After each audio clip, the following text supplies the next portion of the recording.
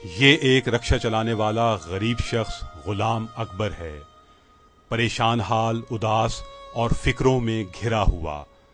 اس کی داستان دکھوں، تکلیفوں، صبر، امید اور نا امیدی کے گرد سفر کرتی ہے۔ اس کے 4 بچے ایک خطرناک جلدی سرطان میں مبتلا ہوئے، جن میں سے ایک بیٹی رانی کی وفات اسی بیماری کے سبب ہوئی، جبکہ اس کے 3 بچے جن میں 2 بیٹے اور ایک بیٹی شامل ہے اب بھی ایک موذی اور جان لیوا اسکین کینسر کی زد میں ہیں۔ تاہم غلام اکبر کی باقی 3 بیٹیاں اور ایک بیٹا بالکل ٹھیک اور نارمل زندگی گزار رہے ہیں۔ یہ بچوں کی بیماری جو ہے، میرے بچوں کی بیماری، یہ 1992 سے ہے، یعنی کہ لگنے والی نہیں ہے کسی کو، ایک سے دوسرے کو منتقل نہیں ہوتی۔ 4 بچے میرے بالکل ٹھیک ہیں، ایک لڑکا اور 3 لڑکیاں بالکل صحیح ہیں۔ ایک بچی ان کے بیچ میں بھی درمیان میں پیدا ہوئی ہے، وہ بھی ٹھیک ہے۔ بس یہ قدرت کا ایک وہ ہے جو آپ دیکھ رہے ہو، میرے بچوں کی آنکھیں ختم ہو چکی ہیں، ایک بچی میری فوت ہو چکی ہے۔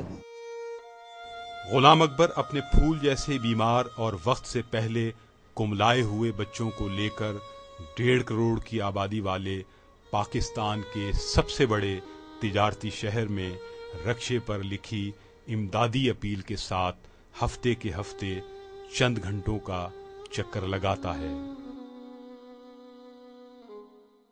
کراچی سے مجھے 40 سال ہو گئے تقریباً کراچی میں رہتے ہوئے۔ میری شادی 1982 میں ہوئی ہے۔ میں پہلے ڈسلوا میں رہتا تھا شروع میں، حسین ڈسلوا ٹاؤن، یہ پہاڑ گنج کے پاس ہے۔ تو وہاں سے مجھے نکالا گیا تھا اس بیماری کی وجہ سے۔ 4 بچے ہیں، 3 میری لڑکیاں جو بڑی ہیں، جوان بیٹھی ہوئی ہیں۔ ایک لڑکا پڑھتا، ایک لڑکا جو تعلیم حاصل کر رہا ہے، ایک لڑکی تعلیم حاصل کر رہی ہے، 2 جو ہے باقی مقصد ہے وہ گھر میں بیٹھی ہوئی ہے۔ ایک کا نکاح ہو چکا ہے، ایک ایسی بیٹھی ہے، بس وہ اس کا سارا کام اس کا ہے، اوپر والے کا۔ میرے ساتھ کوئی مذاق کرتا ہے، کوئی ہنستا ہے۔ یہ بچے گھر سے نکلتے ہوئے دھوپ سے بچنے کے لیے سیاہ کپڑا یا سیاہ مفلر استعمال کرتے ہیں۔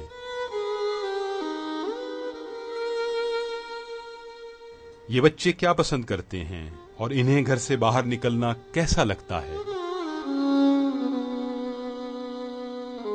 یہ بچے ہر چیز کھاتے ہیں۔ بعض اوقات میں شام کے ٹائم جاتا ہوں وہاں سے مچھیوں کو آٹا ڈالنے کے لیے نٹیٹی پل پہ، وہاں سے یہ شہر فیصل ہے، وہاں سے ہوتا طارق روڈ سے بہادرآباد چرنگی پہ ماشاءاللہ کانٹر رہے، وہاں پہ یہ بوتل بھی پیتے ہیں، مطلب آئس کریم کھاتے ہیں، پکوڑے، جب بھی ان کا دل آتا ہے، جس چیز کو بھی دل آتا ہے، مہنگی سے مہنگی چیز کہتے ہیں، میں دلا دیتا ہوں، کیوں وہ پوری کر رہے ہیں۔ ان بچوں کے دیگر بھائی بہن ان کے بارے میں کیا کہتے ہیں؟ بس میرے ابو ان کے لیے دن رات پریشان رہتے ہیں، ڈاکٹر کہتے ہیں بس انہیں باہر ملک لے جاؤ، یہاں پر علاج نہیں ہے۔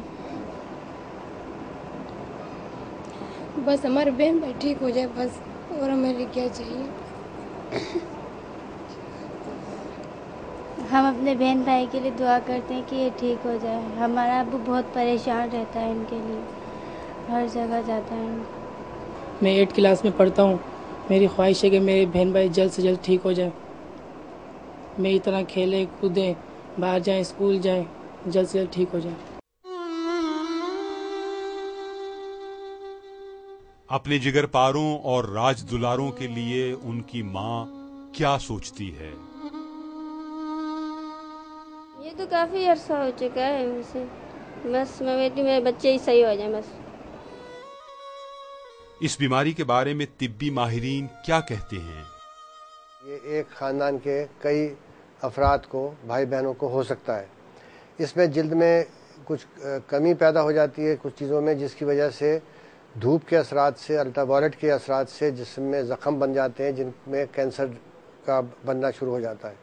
اس میں سب سے بڑا مسئلہ یہ ہے کہ اگر اس کا علم ہو تو ایک تو یہ کہ ان بچوں کی آنکھوں میں بھی اثر ہوتا ہے، ان کو دھوپ بری لگتی ہے، جس کو ہم فوٹوفوبیا کہتے ہیں، وہ باہر دھوپ میں نہیں جا سکتے ہیں. اور یہ جس چیز کا میں ذکر کر رہا تھا جس کو زیروڈرما پگمنٹوزا کہتے ہیں، جو میں نے عرض کیا کہ بچوں میں ایک ہی خاندان میں ہوتا ہے، وہ تو بہت ہی ریئر ہے.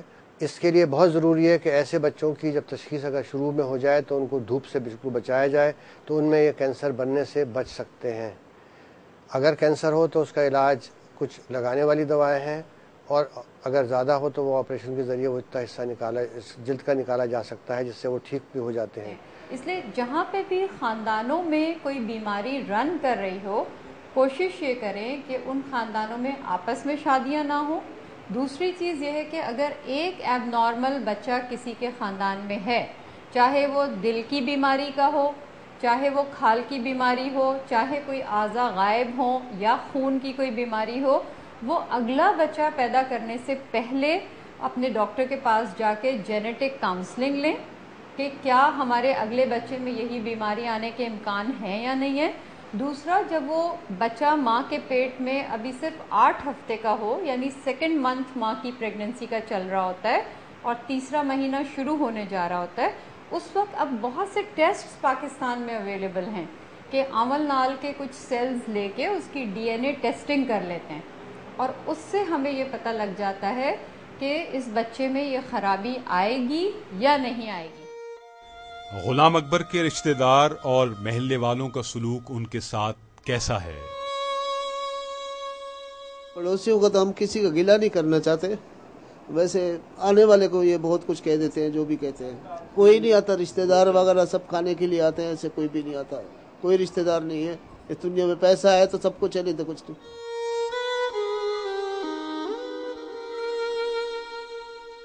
غلام اکبر نے ایک طویل عرصہ اپنے بچوں کی مکمل صحت یابی کے لیے ہر وہ جتن کیا جو اس سے ہو سکا.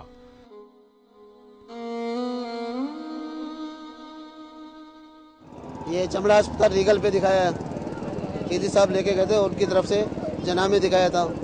پھر یہ مرشد اسپتال ہے، وہاں بچی کا جو فوت ہو چکی ہے اس کا آپریشن وہی ہوا تھا.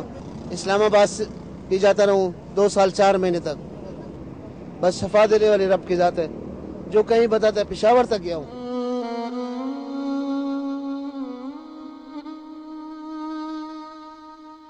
تاہم جب اس کی تمام ہمتیں اور محدود وسائل جواب دے جائیں تو وہ بیچارہ کیا کرے؟ میرے لیے بہت مشکل ہے. ایک وزن نہیں ہے میرے سر کے اوپر. میرے سر کے اوپر کتنے پہاڑ رکھا ہوا ہے. ٹالنے والی وہی ذات ہے اوپر والی. دعا کرتا ہوں اللہ تعالیٰ کچھ سبب کر، ایسا کر کہ سب بچے بھی پھولوں کی طرح جیسے گلاب ہو جائے. میرے یہ گلاب ہو جائے گا تو دل میرا ٹھنڈا ہو جائے گا. اگر کوئی صاحب حیثیت اللہ کا نیک بندہ ان کو باہر بھیجنا چاہے تو میری خواہش ہے آخری کہ باہر جائے، ہو سکتا ہے ان کا کچھ ہو جائے. دیکھنا یہ ہے کہ غلام اکبر کی اس قابل تقلید جد و جہد میں کون کون اس کا ہاتھ بٹا سکتا ہے. غلام اکبر اور اس کے گھر والے جلدی سرطان کے شکار معصوم بچوں کی کرشماتی صحت یابی سے اب بھی مایوس نہیں.